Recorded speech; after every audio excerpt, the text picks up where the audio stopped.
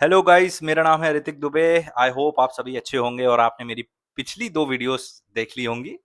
और आज के इस वीडियो में मैंने सोचा है कि मैं एक प्लेलिस्ट बनाता हूँ जिसमें मैं अपनी जर्नी कवर करूँगा फ्रॉम कॉलेज टू अभी तक। मैं 4 साल मुझे कॉर्पोरेट सेक्टर में हो चुके हैं। तो मैंने कितनी कंपनीज़ में काम किया है, क्या मेरी लर्निंग्स रही हैं, सारी चीज़ें मैं उस प्लेलिस्ट में कवर करना चाहता हूँ। तो मैं खुद के लिए भी एक ये अपना जर्नल टाइप का रिकॉर्ड करना चाहता हूँ, वीडियो जर्नल। जब मैं आगे देखूँ जाके मैं रिफ्लेक्ट कर पाऊँ इन सारी चीज़ों पे। तो आज का टॉपिक रहेगा कि मैंने अपने टाइटल और थंबनेल में पता चल गया होगा कि मैंने इतनी सारी कंपनीज़ क्यों छोड़ दी और एक छोटी-सी जॉब, मतलब छोटी-सी तो नहीं, मतलब एक इंटर्न की जॉब क्यों करने लगा मैं। तो वो मैं आज आपको बताने वाला हूँ। तो मेरा नाम ऋतिक दुबे है और मैं अभी 25 इयर्स का हूँ, बट ये स्टोरी 22 इयर्स के टाइम की है। मतलब अ, 4 साल पहले के आसपास की होगी, जब मैंने अपनी इंजीनियरिंग खत्म करी थी। तो मैंने आईआईटी मेंस क्रैक किया। उसके बाद मैं गवर्नमेंट कॉलेज में मेरा एडमिशन हो गया, जबलपुर इंजीनियरिंग कॉलेज।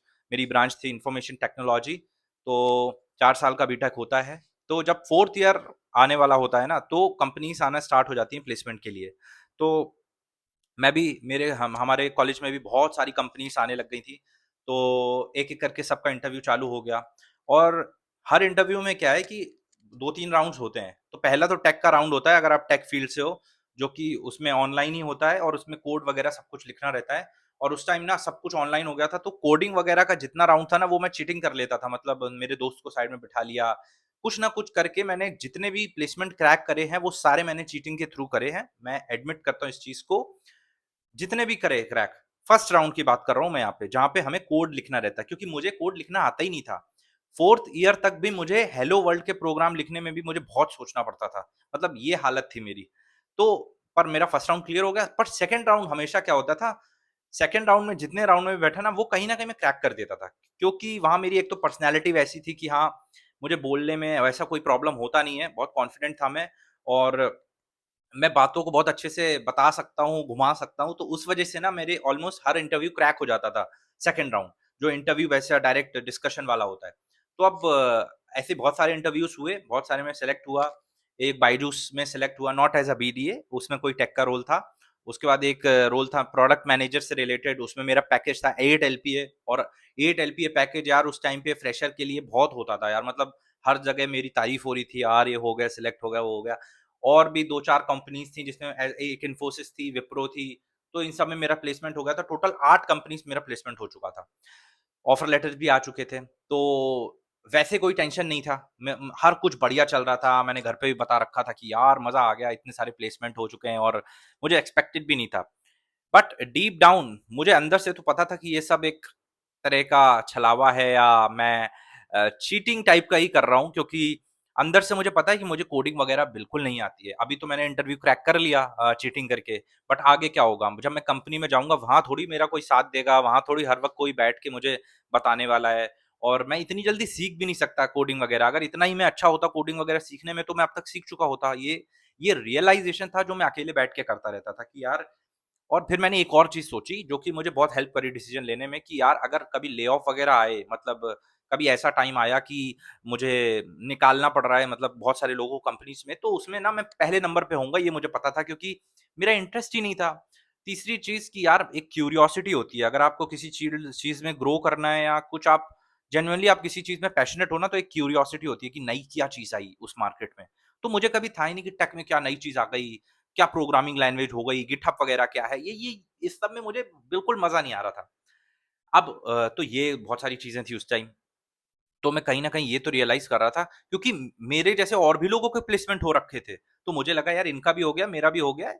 मतलब कहीं न कहीं सेम ही लेवल है, बट तो मैंने वही सोचा कि हर किसी का हो गया, मतलब जिस दिन ये बबल फूटेगा ना आईटी सेक्टर का, उस दिन हम सभी निकलेंगे बाहर।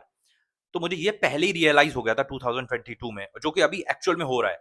तो फिर मैंने क्या किया, बट उसी वक़्त जब कोविड का टाइम भी था और उससे पहले, तो मैंने यूट्यूब चैनल स्टार्ट किया था और कंटेंट क्रिएशन वगैरह करने लग गया था, एडिटिंग और ये सब जितनी भी चीज़ें होती हैं ना शौक वाली उस टाइम पे, तो वो सब मैं करने लग गया था।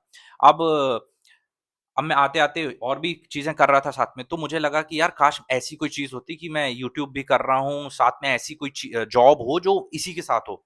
तो मेरे दिमाग में मगर उस टाइम ये बात क्लियर नहीं था क्योंकि उस टाइम इतनी अवेयरनेस भी नहीं थी और इतना वो नहीं था कि यूट्यूबर बनना है, ऐसी भी कोई जॉब होती है यूट्यूब एसईओ से रिलेटेड।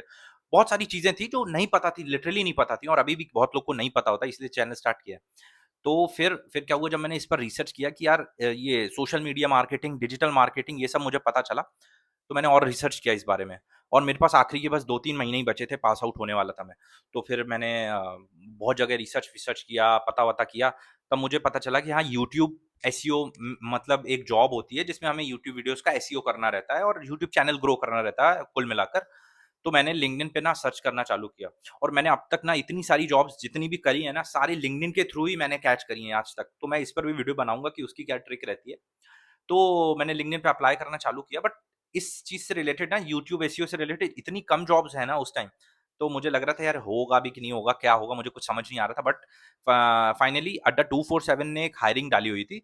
बहुत बड़ी कंपनी है यार एडटेक की, तो मैंने उसमें अप्लाई किया, मेरा इंटरव्यू शेड्यूल हो गया, तो मुझे था कि यार मुझे कैसे भी करके ना ये क्रैक करना होगा और मैं बहुत इतना टेंशन मुझे वैसे इंटरव्यूज़ में नहीं होता था प्लेसमेंट वाले में, पर इसमें बहुत हो रहा था। मेरा इंटरव्यू हुआ, अंकित कोला सर थे मेरे मैनेजर, उन्हीं ने इंटरव्यू लिया था पहला। तो इंटरव्यू हुआ और सारी बेसिक चीज़ें ही पूछी क्योंकि वो इंटर्न की पोज़ीशन के लिए था इंटरव्यू और मैंने पूरा इंटरव्यू क्रैक भी किया। अ, और मुझे इस चीज़ का इतना प्राउड है ना क्योंकि वो इंटरव्यू था मेरा पहला इंटरव्यू जो मैंने स्क्रैच से अपने दम पर क्रैक करा था।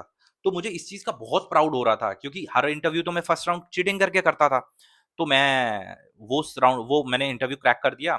1-2 दिन में एचआर का वो हुआ, राउंड कॉल-वॉल हुआ और वो सब डन हो गया। मतलब मैं हायर हो गया था और मेरा ऑफर लेटर जा 30,000 का था, मतलब 30,000 पर मंथ का था।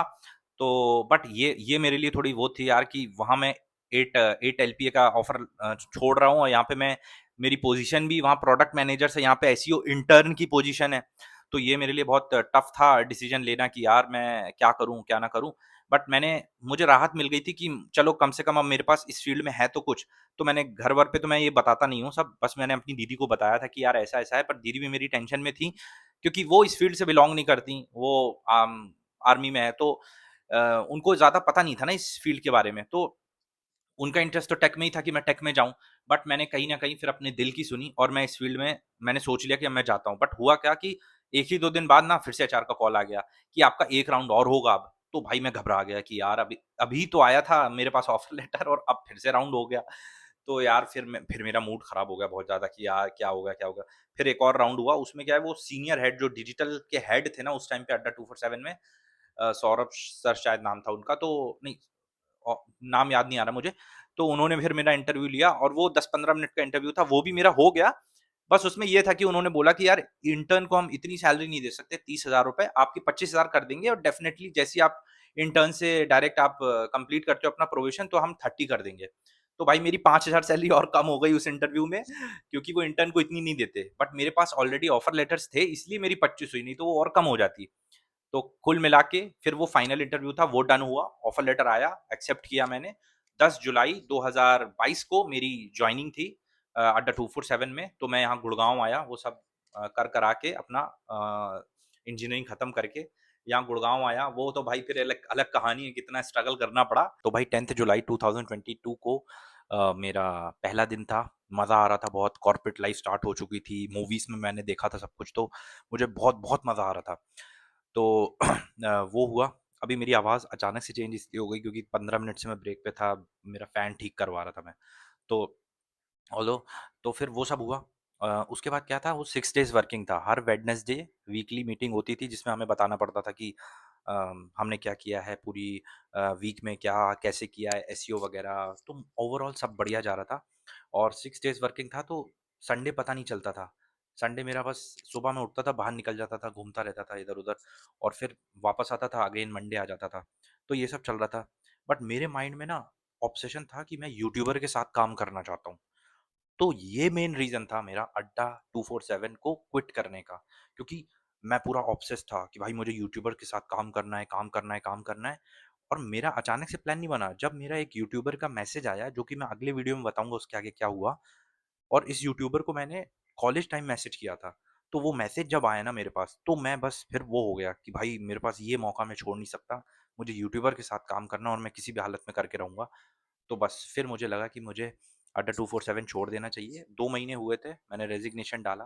वापस सर लोग से मेरी बात हुई कि भाई तुम इतनी जल्दी क्यों छोड़ रहे हो? मुझे बहुत बुरा लग रहा था, बट मेरे माइंड में चढ़ चुका था कि भाई काम अब मैं वहीं करूँगा यूट्यूबर के साथ।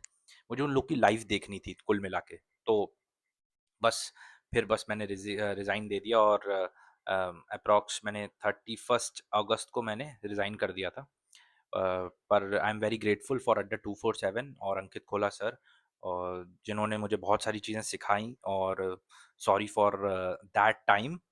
तो गाइस ये थी मेरी स्टोरी, और आई होप आप लोग को कुछ तो सीखने को मिला हो शायद। आगे भी मैं और बहुत सारी वीडियोस लाने वाला हूँ इसी तरीके की। ये वीडियो मुझे ख़त्म करना पड़ा क्योंकि और भी बहुत सारे लोग आने वाले हैं यहाँ पे, तो इसलिए मुझे फटाफट ये ख़त्म करना पड़ रहा है। आगे की वीडियोस में आपको सारी चीज़ें और देखने को मिलेंगी। तो थैंक यू सो मच।